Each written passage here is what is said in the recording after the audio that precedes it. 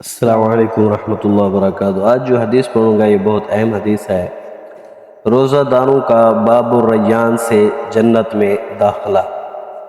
جو لوگ روزہ رکھتے ہیں وہ جنت میں باب الریان جو ہے اس دروازے سے داخل ہوں گے۔ یہ حدیث سماعت فرمائیں۔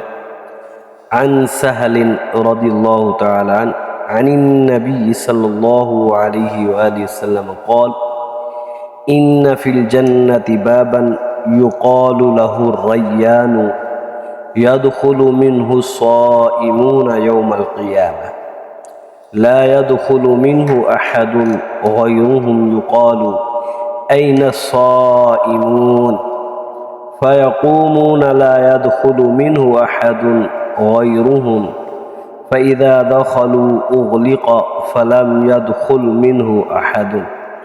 یہ حدیث بخاری شریف کے اندر موجود ہے۔ اس کا جو نمبر ہے 1797 ہے۔ آئیے اس حدیث کا ترجمہ سماعت فرمائیں۔ حضرت سہل بن سعد رضی اللہ تعالی عنہ سے روایت ہے کہ نبی اکرم صلی اللہ علیہ وآلہ وسلم نے ارشاد فرمایا، جنت میں ایک دروازہ ہے جس کو ریان کہا جاتا ہے، جس کا نام ریان ہے۔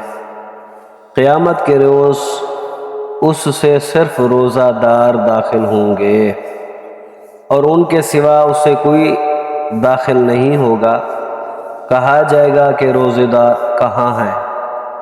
تو وہاں اعلان ہو رہا ہوگا کہ روزہ دار جتنے بھی ہیں سارے کے سارے اس دروازے سے گزر کر جنت میں جائیں۔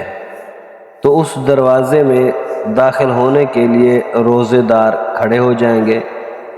اس دروازے میں سے ان کے علاوہ کوئی اور داخل نہیں ہوگا۔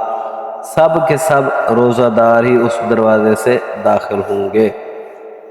پھر جب وہ داخل ہو جائیں گے تو دروازہ بند کر دیا جائے گا اور کوئی دوسرا شخص اس سے داخل نہیں ہوگا۔ تو معلوم ہوا جو لوگ روزہ رکھتے ہیں تو روزے داروں کے لیے جنت میں ایک علیحدہ دروازہ ہوگا، تو وہ اس دروازے سے جس کو ریان کہا جاتا ہے وہ جنت میں داخل ہوں گے۔ تو یہ بڑی خوش قسمتی کی بات ہے۔ تو دعا ہے اللہ تعالی ہمارے بھی روزے قبول فرمائے اور ہمیں بھی قیامت کے دن ان خوش قسمت لوگوں کے ساتھ اٹھائے اور اسی دروازے سے جنت میں داخل فرمائے۔